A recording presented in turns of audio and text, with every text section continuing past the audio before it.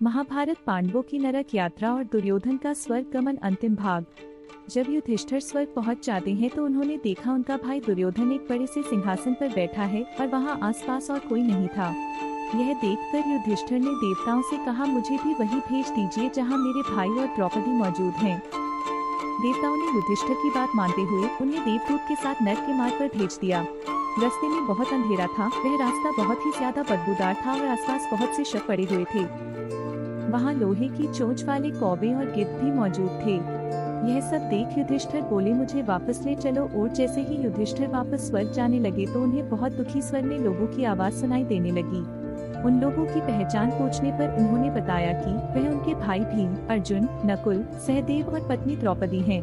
उनकी बातें सुनकर युधिष्ठिर ने वहीं ठहरने का फैसला किया। देवदूतों ने युधिष्ठिर के नरक में रहने की बात इंद्रदेव को जाकर बताई। कुछ ही देर बाद इंद्रदेव और अन्य देवतागण नरक लोक में पहुंच गए। देवताओं के वहां पहुंचते ही चारों ओर उजाला हो गया और वहां मौजूद बदबू खुशबू में बदल गई। देवताओं ने युधिष्ठिर को बताया कि तुमने छल करके द्रोणाचार्य को उनके बेटे अश्वत्थामा की मृत्यु की झूठी खबर दी, जिससे उनका युद्ध से मन हट गया और उनको मृत्यु प्राप्त हुई। उसी तरह तुम्हें छल से यहाँ बुलाया गया था। अब तुम मेरे साथ स्वर्ग चलो, तुम्हारे बाकी भाई और द्रौपदी वहीं हैं। युधिष्ठिर ने बोला, अधर्म का रास्ता अपनाने के बावजूद भी दुर्योधन में एक सद्गुण था, इसलिए उसे स्वर्ग में स्थान मिला। युधिष्ठिर ने आगे कहा, दुर्योधन का एक ही लक्ष्य था, उसने जो भी कर्म किए वह अपने लक्ष्य को प्राप्त करने के लिए किए थे। उसने अपने लक्ष्य के साथ किसी तरह का कोई समझौता नहीं किया। दुर्योधन को बचपन से ही अच्छे संस्कार नहीं मिल पाए थे, जिस कारण वह सही मार्ग पर नहीं चल पाया। लेकिन फिर भी उसने अपने लक्ष्य के लिए जो सही लगा वह सब प्रयास किया और यही उसका सबसे बड़ा सद्गुण था, जिसके कारण उसे स्वर्ग में स्थान प्राप्त हुआ।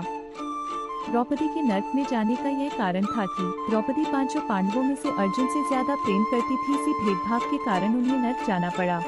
वहीं सहदेव को नरक में इसीलिए जाना पड़ा क्योंकि उसे इस बात का घमंड था कि वह सबसे ज्यादा बुद्धिमान है। इसी घमंड के कारण उसे नरक में जाना पड़ा था।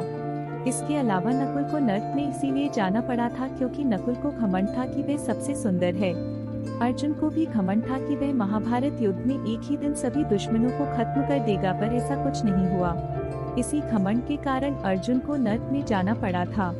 वहीं गदाधारी भीम को अपने बल पर घमंड था, इसी कारण उसे नरक में जाना पड़ा था। इस तरह सभी पांडवों को अपने कर्म के अनुसार नरक में जाना पड़ा था। आपको ये कहानी कैसी लगी कमेंट करके जरूर बताएं और ऐसे ही वीडियो के लिए चैनल को सब्सक्राइब करें और वीडियो को लाइक और शेयर जरूर करें। जय श्री कृष्ण।